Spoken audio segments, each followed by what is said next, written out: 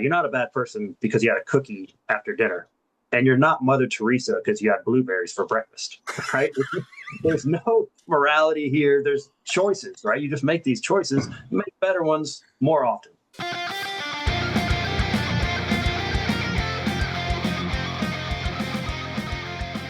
Welcome to Fry Your Chickens, the podcast about facing fears, negativities, and self-doubts that can hold us back. Or as I like to call them, chickens. Get ready because it's time to tell those chickens that are holding you back to shut the cluck up. We will learn how real people did exactly that. I'm your host, Phil Barth. Let's get ready to fry.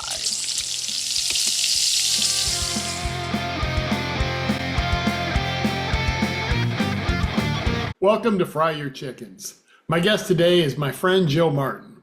Joe helps women over 40 get fit. He encourages teens, and he does it all with his trademark relentless positivity. He's also a master of the dad joke, so you know this one's going to be fun. So Joe, I've been looking forward to this one. I mean, we talked, I think it was in November of 2022, if my calendar is correct, and just had a great conversation on your podcast. I found you to be a high energy, positive person. Those are the kind of people I like to hang out with. So when I started this, I said, I got to get him on my podcast. So welcome. Hey, thanks for having me. Anybody that can deal with Cleveland sports and loves chickens, rubber chickens, man, I'm in. I don't care what you're up to. I'm in. Boy, we just took the gloves and ripped the Band-Aid off right now. I love it. All right, so Joe and I have something in common. As men, we've both been to Jupiter, and we've gotten stupider. The funny thing is, you posted that the other day on social media, and the day before, my wife had said something about me being from Jupiter. So, love the sense of humor. Yeah, that's a throwback right there. If you guys don't remember, girls go to college to get more knowledge. Boys go to Jupiter to get more stupider. Me and Phil, we've been there for years. I got the express train now, express ship, frequent flyer club, the whole thing. Oh yeah. All right. So first off, you run the adventure boot camp in Huntsville, and you focus on women over 40 and fitness, which I think is a wonderful thing. Tell me about the origins. Was it adventure boot camp and then you rebranded? Is that correct? Yeah. Okay. That's rough. Yes. Yeah. Okay. So go ahead and tell me that story. I want to hear more about that. Yeah, it's kind of my first job out of college. I was working on the Redstone Arsenal here, which is an Army base here in Huntsville, Alabama, North Alabama, which you wouldn't think Alabama, but we have the second highest concentration of PhDs right here in Alabama. A lot of people, it's a lot of missile people, a lot of NASA people, that type. So a lot of smart people out here. And then there was me. So I was out there. We were on the gyms. We ran the gyms, the intramural program for the troops out there. And so it was a good job. It was one of those, hey, man, whether you're good or not, we're going to pay you every 2 weeks. We're going to give you benefits. There's 401k. There's all this retirement, all this good stuff. And then I decided that, well, who wants to do that? Who wants to live, safely and that type of stuff? But no, I just kind of knew that I could do something more. There's more out there for me. And my dad happened to see an advertisement in a magazine, these boot camp classes where it was outdoor fitness classes. He said, hey, you know what? I think you'd be good at this. And I looked into it. My background was fitness and coaching football. So used to big groups and moving around outdoors and things. I was like, hey, that does sound pretty good. So it is a franchise. It was kind of a big thing. It was started in 2009. So that was kind of one of those where boot camps were the hot fitness trend. So I wanted to jump in on that. So it's a turnkey franchise where they give you the logos, the training, all that. So you kind of jump to the front of the line. You can get started right away. That was the smartest thing I did because it cut out a lot of the fluff you do, like him and Hall and this logo and the things we always do that don't matter. So yeah, I started that and it was great. It was running great for so many years. And I knew I needed to kind of redo the name because, my clientele got older like myself in boot camp. Like, who wants to pay to go to boot camp? That's people that have actually been to a real boot camp. They're like, what? I'm not paying to go there. So kind of rebranded. We're more on the fitness side of things where, hey, we're going to lift you up, meet you where you are, help you get you where you want to go. We're not yelling and screaming and, in the mud and all that stuff. So kind of revamped it. And we went with relentless positivity fitness. So that's kind of more what we're about, lifting folks up and just being that part of their day where this is my 1 hour. I'm going to be uplifted, positive around great people that are going to sweat, smile, and laugh together. And that's where it all started, man. Just one little class on the side and kind of grew it to where it is now. So I want to go back to the start when you decided to do this and drop the job with the 401k and the safety and all that. Were there any chickens saying, "Are you sure you want to do that?" There was, man. The number one was like, what am I going to tell my wife? Like, as we know, as a manly man who's in charge of this, rules his household with an iron fist. It's like, oh no. So I just came home and just kind of out with it, like, hey, guess what I did today? But man, no one but her. We get on her insurance. So that was one chicken we didn't have to worry about. So that's a big one. When you're growing up, insurance is a big part of your world. So Hmm. we could jump on her insurance, and I just knew I could do it. Just one of those type of things where there was chickens. Don't get me wrong, that they were all over me. So many things like, oh, what if it doesn't work? Why would people come see you? Why would they train with you? They can go, X, Y, and Z and do these type of things. But I knew there was just at the time, no one was doing anything just for women. No one was doing outside.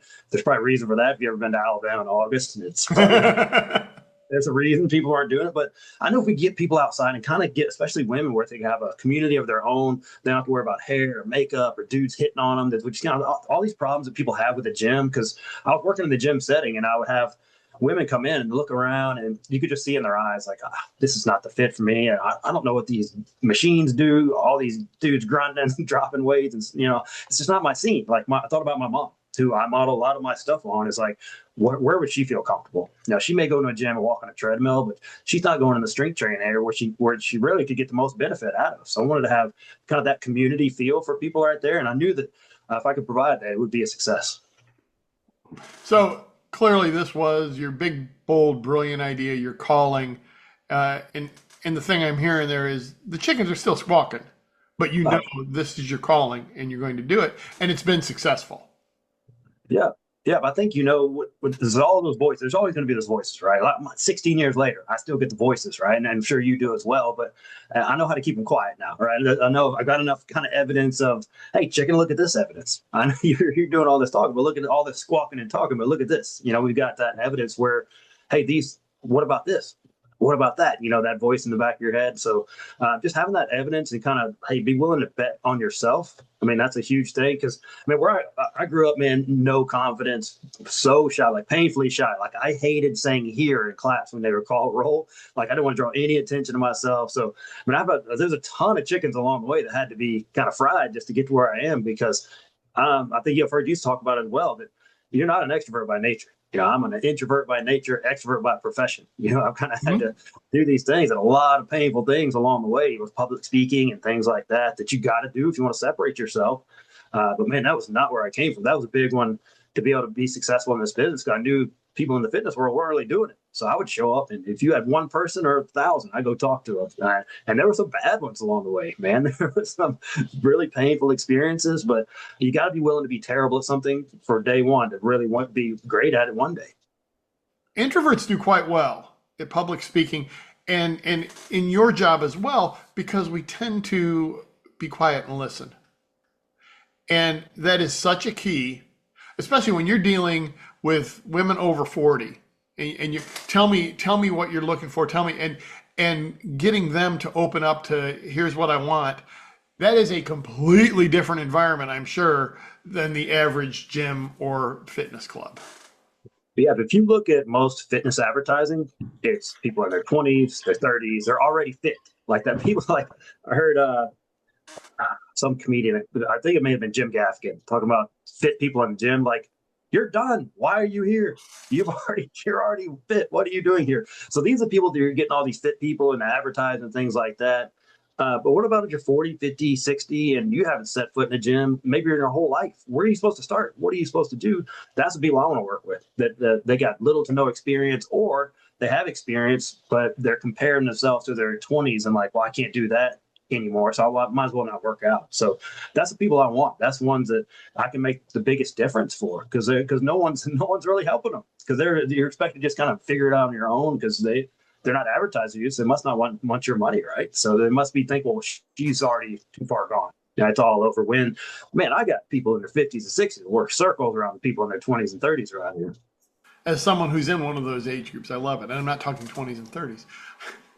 I have noticed, by the way, on LinkedIn that it has become at least my LinkedIn feed has become a constant thing of people who are in their 60s and have a six pack of abs and they're ripped and so on. I'm like, really? That's what I signed up for LinkedIn. Hey, Reed Hoffman, if you're listening to this, fix that. All right. Stop right there. This is like an older Instagram, man. What are we doing here? Six pack on LinkedIn. Yeah. Everybody on LinkedIn that's doing it, they've made $10 million in their business. They are ripped, and well, those are pretty much the two things. I think you make your millions and you buy your abs. I think that's how it works. I never You thought go of to that way. one of those countries where they're doing like hair plugs and stuff like that. I guess you get the hair plugs, you get the six pack, and you fly home. I guess I don't know. All right, so your focus is on women over 40. Do you have any like stories, if you can share something that really inspired you, that somebody said something to you that you're like, hey, this is why I do this? Man, there's just so many that have happened over the years. I talk about my mom. I mentioned her earlier, but she was never like a workout person, right? And I started this thing 16 years ago, and she was just gonna go. My dad actually got her too, so she talked me into it first, and then I started this business, had the first class. He's like, "You're not gonna support your son?" Peer pressure, So she showed up. I mean, this was 5:30 a.m. In the morning, this is not why you expect your mom being there doing workouts, but she went there, and 16 years later, she still comes. I mean, she's gotten off of medication. She's moving so much, but I compare her to a lot of her peers, and man, she's in her, I won't tell you, but I'm 48, so I'll just tell you where she might be in her age, right? And man, she does awesome. She's in there 3 days a week doing her strength training, getting her bones stronger, these types of things. Like, she doesn't care about six pack abs. She's in there trying to, be able to see her grandkids grow up and be able to travel and do these things and not be in pain all day and not be just slave to medicines and things like that. We look at, that's the advertisement. You see weight loss and jacked and abs and all these things. But what about 50, 60, 70, like that quality of life that you're going to live those lives? Like, I see so many people that retire, they work themselves to death, retire and die within 6 months because they were going to do so many things when they retired, right? But they never took care of themselves. So you don't get to enjoy it. Right, you got to invest in yourself now. Like, I don't care what age you are listening to this right now. Now is the best time to invest in your health if you haven't started. So, man, just seeing her take care of herself, and then moms never take care of themselves, right? They say, "Oh, everybody else." And this is finally her just saying, "I'm going to take care of myself," and she's done amazing. It's been great to see. That's fantastic. I love that. Yeah, my wife convinced me to try kickboxing and strength training at the Y a while back, and there's nobody with six packs in there. We're the same age group roughly across the board, and I'm telling you, it makes a huge difference. In terms of strength training is so critical, and you know this. I'm not telling you anything you don't already know, but just I don't, when I stand up, I don't have to go, ugh. I still do that just for like a powerlifting or something, but Yeah. I can get up. Like, I don't have to use the handles if I don't want to, right? But the noises, I haven't overcome the noises yet. All right, you've written a couple books. Tell me about your books. Yeah, so the first one, Relentless Positivity, kind of staying with the brand, right? That was more on the weight loss side. It's kind of it's got the good weight loss, nutrition, exercise stuff in there, but it's also more on the mindset. I think you get on the internet now. I literally Googled the word diet yesterday. You'll get 1 billion results. Good luck figuring out how that works for you, right? So this kind of niches it down more on let's develop some habits. My whole thing with coaching nutrition and things like that is let's take shame and guilt out of this. That is not a part of fitness. Like, I had this nutrition professor one time say that you're not a bad person because you had a cookie after dinner, and you're not Mother Teresa because you had blueberries for breakfast, right? There's no morality here. There's choices, right? You just make these choices, make better ones more often. Take the guilt, take the shame. If you mess up, so to speak, all right, you're human. That's going to happen. What are you doing next? What's the next step? So kind of just getting people to, use common sense, no extremes. It doesn't take extremes to get results. It's more about consistency than intensity, and just, and telling stories. I mean, that's my whole thing is I think people, the old saying that, facts tell, but stories sell. So if I can kind of weave my advice into a story and they'll remember it, then it's more helpful that way. So that was a cool experience, man. Hit the Amazon bestsellers. That was a grateful thing because, man, as an author, it's painful writing those books. So just to see it out there and that it actually, meant something to some people, that was cool. And then I swore it was so painful, I would never write another. But then But you it did. happened. I guess it's kind of like women when they have kids, they're like, I'm never having one of those. So that pregnancy, delivery, something. Then a few years later, like, maybe we'll do it. So I don't mean to compare myself to a pregnant woman, man. My bad. Maybe later on, get in trouble. But so the second one was really just kind of one of those where you just feel led to do it. So I got an opportunity to preach at a church. I'm not a preacher. I mean, but I can. But if someone asks, I'm going to do it. I want to live every experience I can do. So I am a man of faith, so I think I can step up when you need to. But I was doing some research for this sermon I had coming up, and I came across a stat: the second leading cause of death for 10 to 14-year-olds was suicide. And man, this broke my heart. Man, at the time, my son was probably 16, 15, 16, something like that. I was like, man, I can't imagine just a couple of years ago, a 10-year-old that kills themselves. I mean, that's unacceptable, man. So I was like, one of those things like somebody should do something. That's my first thought. And then I was like, well, knucklehead, you are somebody. Why don't you do something? So my background's in coaching, my background's in fitness. So I've been working, at the middle school age, that age group for 15 years coaching football. So it's kind of like it all kind of came together. So I put that book together. It's more about, building up their confidence, learning how to be empathetic, which I think is something that is so missing in the world right now. And then resilience. So in my research, I wanted to find kind of 3 themes that we could just hammer those home and get these kids to just live another day. Can you just make it till tomorrow? And just some things along the way to raise, how do you become more confident? How do you bounce back when bad things happen? Guess what? Because they're going to happen. And then, just kind of how can you see the world from someone else's eyes? Because if you could do that, man, we need empathy across the board. Because those are the things that, the research I saw, they're going to help you prevent you from harming yourself. So yeah, that one went out there, and it's just called You're Not Who You're Going to Be. Because, like I said, I coach football at the middle school level. And that's a wild experience, man. You'll see 2 kids the exact same age, say they're 12, 13, something like. One kid, he is jacked. He's got 6-pack abs. He's got a mustache. I mean, this dude, he's fully grown at 13, 14 years old. And then his buddy, who's the exact same age, is 50 pounds soaking wet. His voice sounds like a squeaky balloon. He hadn't even sniffed puberty yet, right? They're the same age. But this kid, you're not who you're going to be. I think about this kid that he was a 7th grader when he first started playing for me. He was so skinny, he got upset and he punched the grass rather, and broke his hand. I was like, man, you can drink some milk or something, because he's so skinny. He punched the ground, broke his hand. But that skinny little kid, is now playing Division I football. Wow. We did have a kid with the 6-pack abs, with the mustache.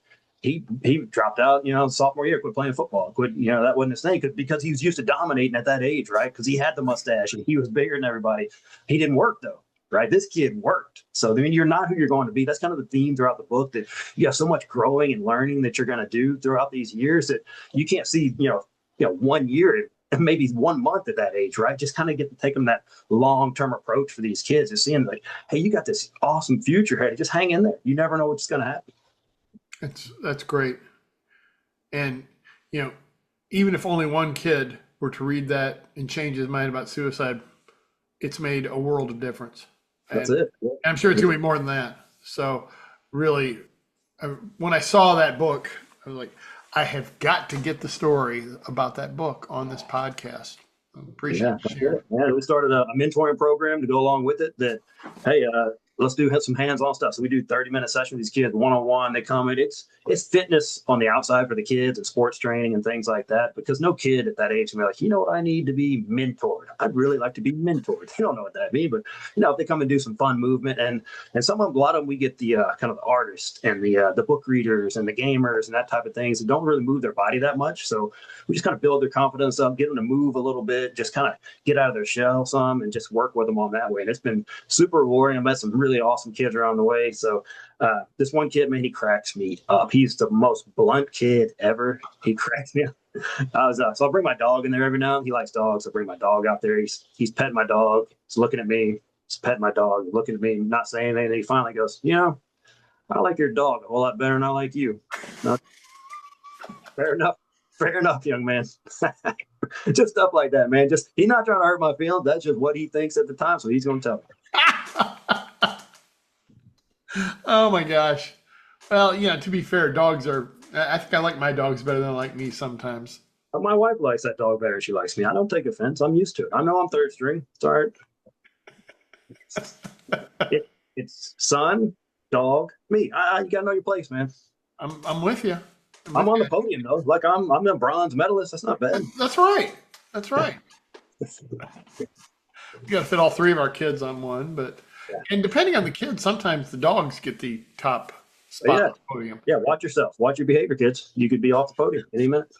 Yeah, talk about that. It's like dogs. You get up in the morning and the dog hasn't seen you for somewhere between 6 and 8 hours, and it's just like, oh my gosh, I missed you so much. You're the most wonderful person. They're giving you kisses and wagging their tail. They're constantly optimistic, Yeah. and and so I love dogs. Now, to be fair, at 6:15 this morning when they said I love you and I want to get up, and it's like, no, the alarm's not going off yet. I did make them go be optimistic outside, but Yeah. in general, You got to move the optimism out of the room. It's all right. yeah, I'm a big dog person too. All right, so your podcast is Relentless Positivity, and that actually preceded the renaming of your business. I know. Tell me about getting that started. What kind of chickens did you face? What was what gave you the idea that, hey, I want to do this podcast? Much like a lot of people, I was already thinking, man, there's already way too many podcasts. Like I was going to write those books. I was like, wait, there's way too many books already. But I was like, well, none of them involve me, so I'm going to do my own. So I didn't talk that chicken. And also, there's something called a pandemic going on. So I was at home a lot, had some time on my hands, and there's a lot of negativity in the world. All you see on the news and the headlines, it's just negativity, negative. I want to do something to kind of counterbalance that and just reach out and meet some interesting people.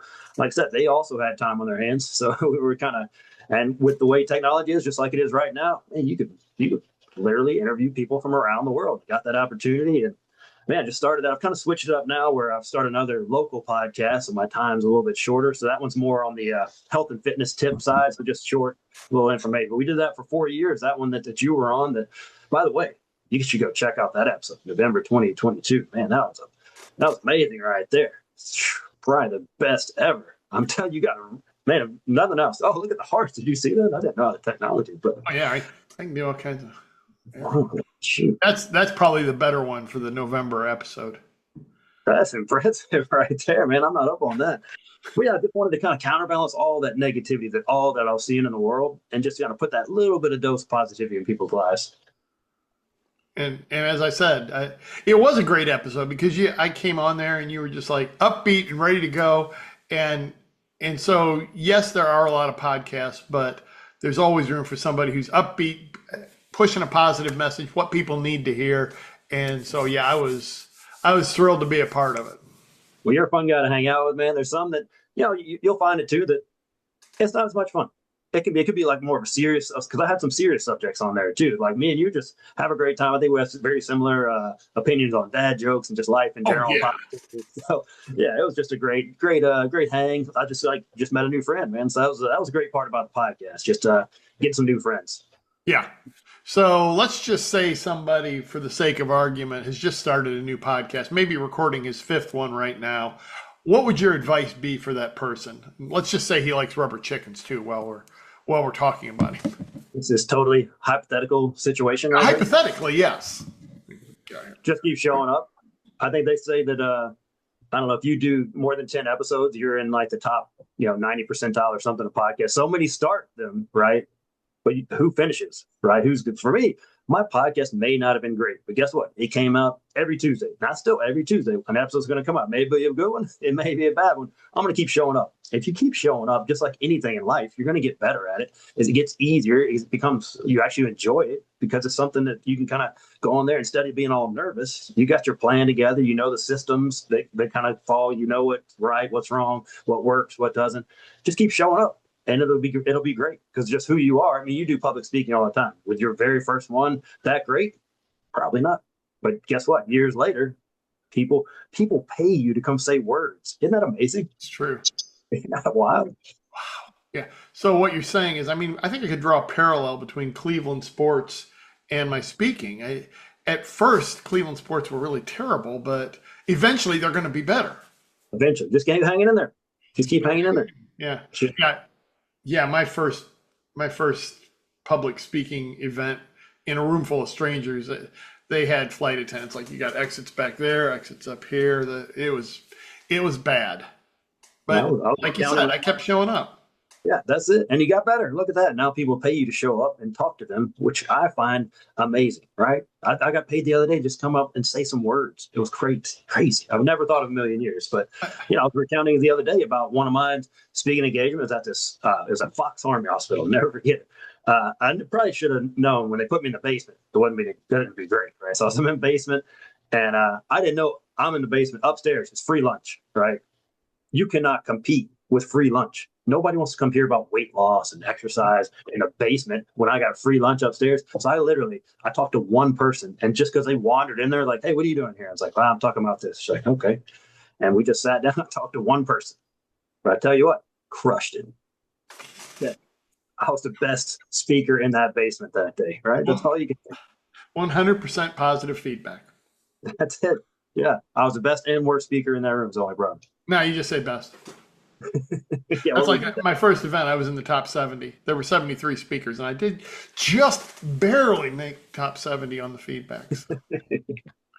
But you stick with it. And now, to your point, I can't believe that I can get on an airplane, go to Orlando or Belgium or wherever, and people will pay me to speak, and more importantly, throw rubber chickens to them.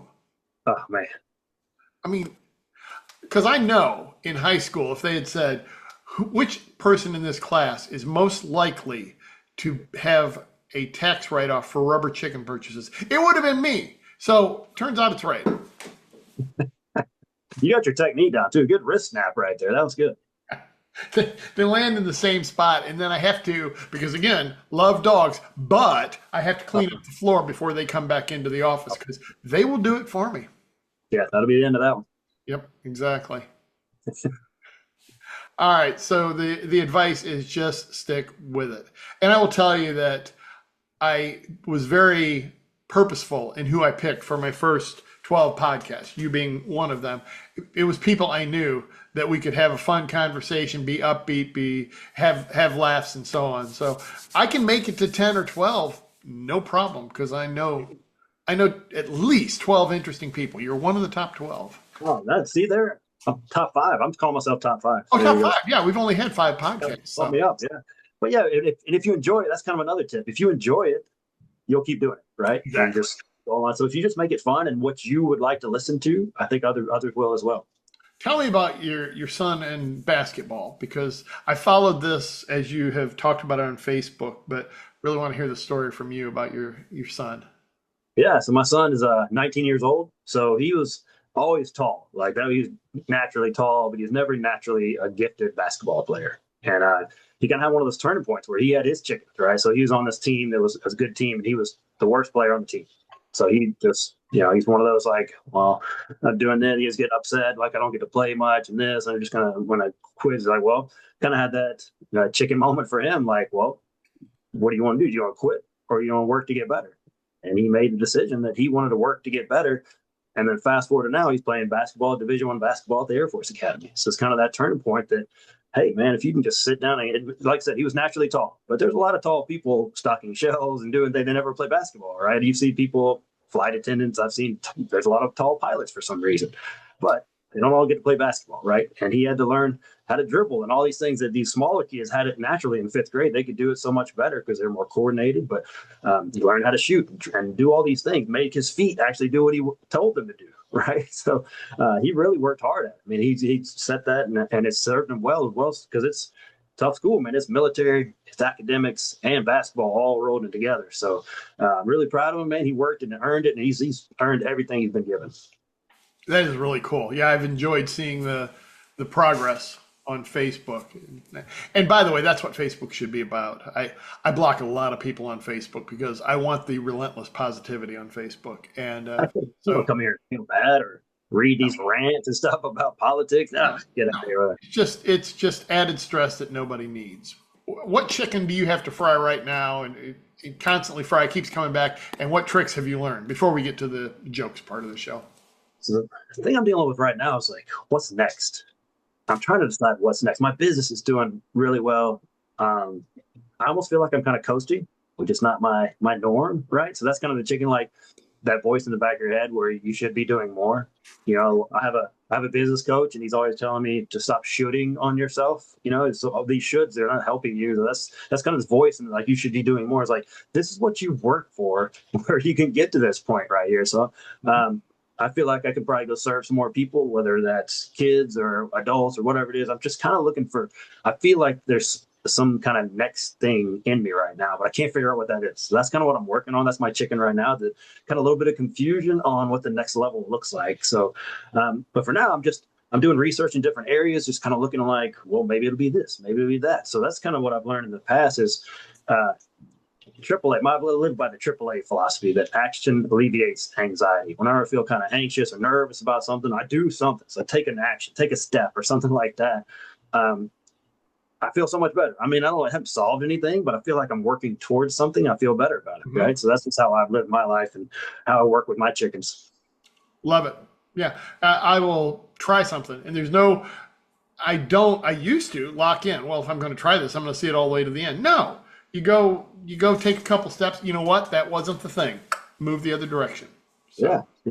Yeah, I've been like that too, because I feel like a quitter if I don't just see it to the bitter end. Yeah, as a Cleveland sports fan, I'm sure that's your natural move, right? You've just been hanging in there for years, which, some people are giving up and become a Yankees fan or something terrible like that. So, but yeah, I have that problem too, where I just want to see it to the bitter end because I'm very loyal. I want to stick to it if I do, but you don't have to, right?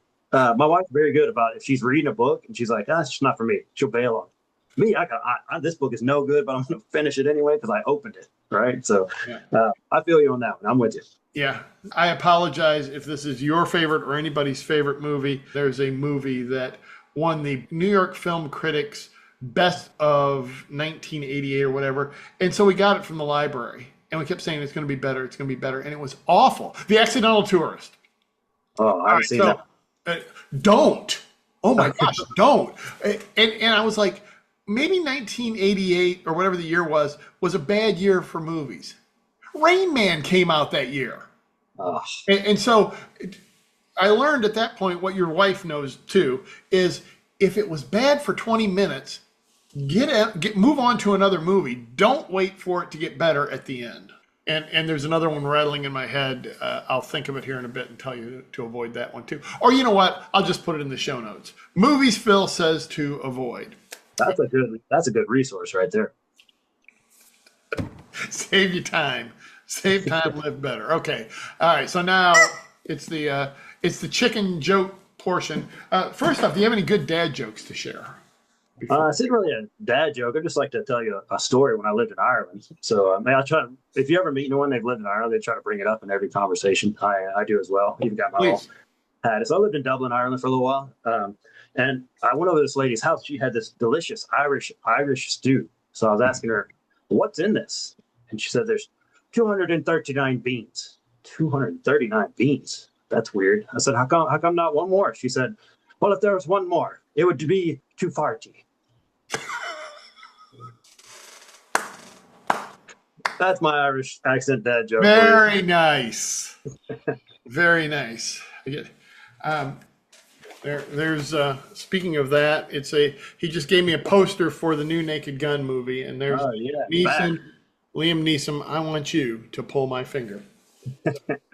I have not had a chance to put that up on the wall yet. Don't know what wall I'll put it on, but yes. Stupid humor, I'm in. If it's stupid, I'm in. Oh yeah, absolutely. Mm-hmm. All right, so I warned you ahead of time that we do this. It's a new feature on the Fryer Chickens podcast. It's called the Rapid Fire Questions. So I have a prompt in ChatGPT. I can put the prompt in for anybody who wants to do this silly little game. And what I'm saying is I want some quick, funny, one-liner type questions or questions that Joe gets first shot. And you can either say, I will answer that one or I will pass it to you. Now, the warm-up question is the same question every time. And Joe's already been informed of this. Would you rather fight one horse-sized chicken or 100 chicken-sized horses? Man, I've been thinking about this the whole time. I don't think I have a good answer, but I'm going to give you what I would go. I got to go one. one-on-one is a better odd for me. And plus, those little hooves. I mean, you can imagine me stomped by like 100 little, tiny little hooves. My gosh. Now, a chicken is not an easy battle. A big, giant chicken. That's not an easy battle. But it's a one-on-one fight. I like my odds much better because if say you're fighting all those little horses and you fall down or something, it's over. They're going to trample you with their tiny little hooves. That's not the way to go. Go out like a man and take the one-on-one chicken. The giant chicken is my answer. I agree with you. Horses bite. And Yeah. And a chicken-sized horse would still be this big, so it would still have teeth. I mean, it's like I wouldn't want to fight 100 poodles, right? Or 100 chihuahuas, because they will take you down. 100 is a lot. It's a lot. It's a lot. Or wiener dogs. So yeah, almost 100 anything. I think I would go. It would not be easy, but I'm with you. I think so. I think you got to go with one-on-one. Okay. All right, so that's the standard one. Now we're going to go with the 3 rapid-fire ones where ChatGPT is standing by. I have not yet seen them, so this will be a surprise for all of us. It is ready. When I say go, it's going to drop 3 questions, and I'm going to read the first one, and Joe gets to either answer it or pass it to me. Wow. Number 1, if you could swap places with any household appliance for a day, which one would you be? Oh, man. ChatGPT coming out strong with that one. I think I'm going to go to the microwave. People just feeding you stuff all day long, just putting stuff in your mouth all day long. I mean, that's not a bad life, right? You just kind of spin it around. You got your food in there. I guess the microwave. I'm switching with the microwave. That's not bad. I like that. I thought coffee maker because a lot of people would really love me, but people love the microwave too, right? Absolutely. All right, we are a microwave society for sure. Number 2, would you rather be able to talk to traffic lights or squirrels, and why? Oh, squirrels for sure, man. They've seen some things, and they're all twitchy though. I don't know. I want to find out who their publicist is because there's nothing. If you look at a squirrel, it's just a rat with a fancy tail, right? If you kind of compare, I want to know if they got a publicist, how this happened. I'm talking to squirrels. Okay. I'm going to go with traffic lights because if I started talking to squirrels, they would curse at me for the LL Bean squirrel-proof bird feeder because they're like hanging on it. So they would not like me. And maybe I could talk the traffic light into changing. I don't know. It's possible. Yeah. But it really has to want to change. Okay. If your life had a theme song that played every time you entered a room, what would it be? I'm going to defer to you for now. Do you have one right away? I do. Yes, I do.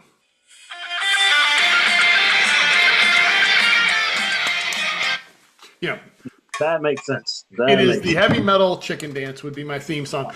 And if I could have that every time I walked into a room, I'd probably get thrown out of the house. But man, I can do me some chicken dance. Oh, goosebumps right there. I got goosebumps. All right, here's a bonus one. You want a bonus one? Sure, yeah. If you had to enter a competitive eating contest tomorrow, what food are you choosing? Wow. Peanut butter. Good one. Yeah. I would have to choose something that my opponents would not like. I think that's the key. It's who wouldn't want to eat it? That's what they have to think about. That's the problem. And I can't think of anything that I really like that other people are like, oh, that's disgusting. I'm sure I'll think of something. It'll be in the show notes. Foods Phil likes that no one else does that he would. These show notes are going to be a book of themselves. I mean, you can tune into the show notes. My gosh. Come for the podcast. Stay. There's your new theme of the podcast. So you see, as you go, these things just jump out. Sure, there's going to be merch with this. Man, I can see the future. You're making your future as you go. It's the future of chickens. There you go. I can't believe that KFC has not reached out to me with an endorsement deal, but it's just a matter of time. Speaking of KFC, on a very side note, right? Did you see how old he was when he started KFC? Colonel Sanders guy? He was old. I don't remember the number. 65 years old. I never knew that until the other day. Just fun fact for you out. Check the show notes. We'll put that in show notes. 65 years old, the Colonel Sanders. I knew he was old. I didn't realize how old. That is impressive. You're never too old. Nope. Never too old. Never too old to play with rubber chickens. You're never too old for anything. Joe, where can people find you? So I have a website, fitandpositive.com. We got you can access the books, podcasts, our fitness stuff on there. If you want to sign up, we got some great free resources on there about weight loss, nutrition, all that kind of good stuff on there, all free of charge. We can go in and check those out. You will get on my email address list, which I do an amazing job. I'm not going to lie. I'm not. There's no chickens on that. I do a pretty good job on those, and I do it's what I call edutainment. Right? There's good stuff in there, right? But it's also going to be weaving stories and dad jokes and all this kind of stuff in there. So I'm not just going to spit facts at you. I'm going to give you the good stuff along with some stories. Okay, I totally am going to sign up for the dad jokes and the education. But first and foremost, the dad jokes. Joe, any closing thoughts before I close us out? No, I really appreciate the invite. I appreciate what you're doing out there. They need more people that just want to have fun. Like isn't that the point of this life right here? If we can just lift up somebody, have a little fun, make a little positive little point in their life each day, man, that's the point of being here. We should lift each other up, should help each other out. And that's what you're doing with this podcast. And I had a great time, man. Thanks for the invite. Thank you for showing up. I knew this was going to be a fun conversation, and you did not disappoint. So thank you again. And until next time, keep frying.